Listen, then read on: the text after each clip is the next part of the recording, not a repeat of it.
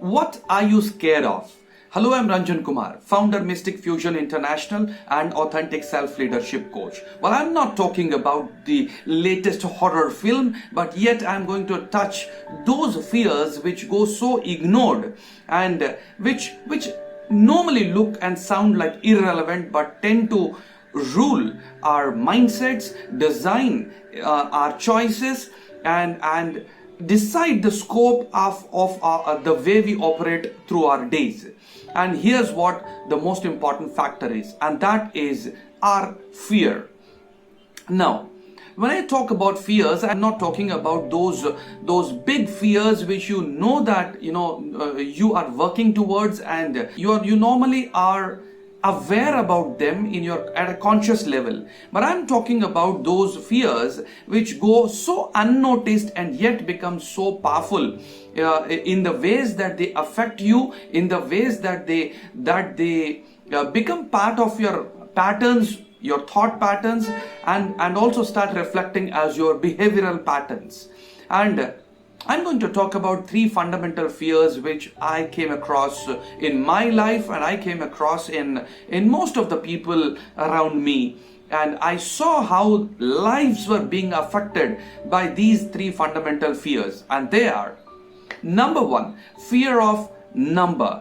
Now, when I look into my life and when I look into lives of most people close to me, I found that people have a deep buried fear of numbers at an unconscious level, and I've faced that in my own life. Now, when somebody asked me why I'm afraid, why I'm scared of numbers, I would give a reason, and a very justifiable reason, that I hated my mathematics teacher, and that's exactly why I hate numbers, because he didn't treat me well. I didn't develop affinity with numbers, and that's exactly why I hate numbers.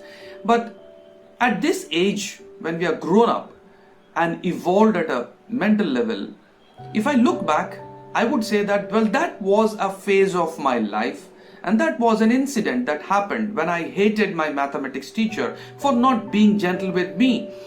But at the same time, if I look back, I would tell you that what I'm right now thinking about numbers or my mathematics teacher is only my memory, and my memory about that particular incident which made my mathematics teacher punish me, and I developed an impression towards him. And since I had a negative impression on my relationship with him, I developed a negative relationship with the subject called mathematics. But the question is, does it have to decide my whole life? Does it have to decide my relationship with numbers, or does it have to decide the quality of life that I lead when it comes to understanding and operating with numbers? That doesn't have to be. And at an unconscious level, I was affected at a very deep level because of this fear that I had, or because of the understanding of the fear that I had, and a reason that I would give to justify my fear. The second fear which I noticed in most people around me is a fear of words, and that's exactly why most people do not gather up that courage to speak in front of public, or to make their own videos, or or to express them as they feel, or to express their creativity, or to express who they are as people. And probably most of us feel that we don't have the right choices of words, and probably what we utter might be misinterpreted, and probably we won't come across we wouldn't sound good, or we wouldn't come across very authentic if we try to express who we are and how we feel in the moment. And because the underlying cause is that we feel that we don't have the right words to do that.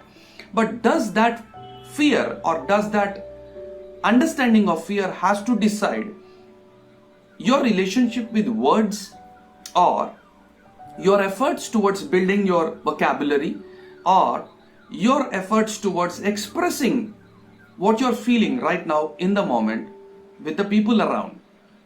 Well, that doesn't have to be. And I found that most of us are stuck in our lives because, not because we don't want to express ourselves, but because we feel that we are not right in our ways, in the choice of our words, or in our relationship with a certain factor in our life.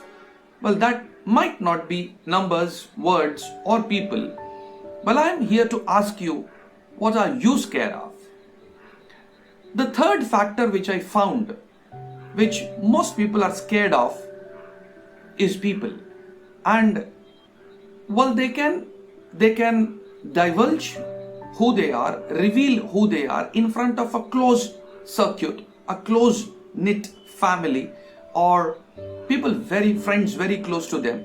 But when they look at strangers, when they look at the people around, they somehow, pack themselves back, and they feel as if, this world is not good enough, this world is not going to treat them good, or people are not reliable.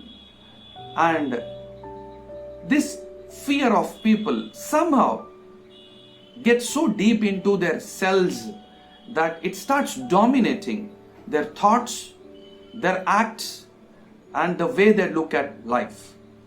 And if you look within, at some point you might have looked at somebody and said that, my goodness, this is my rival, I shouldn't disclose what I'm doing to this person. Of course, we all go through these things in our lives. That doesn't give you an excuse to not look into this factor that you still distrust somebody. And distrust upon somebody has nothing to do with that person. There is a person I don't trust, but I don't say that my distrust, he is the reason for my distrust. I say that, okay, well, I don't trust him or I don't trust her, but the quality of trusting somebody is not that person's. It's yours. And hence, everything that's happening in you is going to affect you first before it affects the world outside. Now, that's the first thing that you need to look into. And hence, of course, there might be people who you can't trust so openly. Of course, there might be people who have cheated upon you. Well, there might be people who might be your rivals in business or in general life. But that doesn't give you an excuse to justify your fear of people. And this I found is one more factor which probably subconsciously decides how you talk to people, how you approach people, how you let people approach you, or how you make the most of the opportunities when you meet people around in your life. And I'm sure you will agree with me that this is one short life. This is that one beautiful opportunity that life has gifted you with. And I'm sure you would not want to waste away this opportunity at saying that I'm afraid of this, I'm afraid of this, I'm afraid of this. Now I'm here to invite you to look into your fears, and even the first step could be to identify what you're so scared of that you don't want to look into them, you don't want to list them, you don't want to acknowledge them, you don't want to identify them, you don't want to give them an existence right in front of you. And probably you believe that as long as you run away from these fears, probably you are safe. But let me tell you one thing, as long as it's buried deep down at a subconscious level, it still is going to exist in your life. It still is going to affect you. It still is going to influence you. And hence, I invite you to take this bold step, to be courageous enough to face your fears. Now, how do you do that? Well, here's a simple thing that you can do.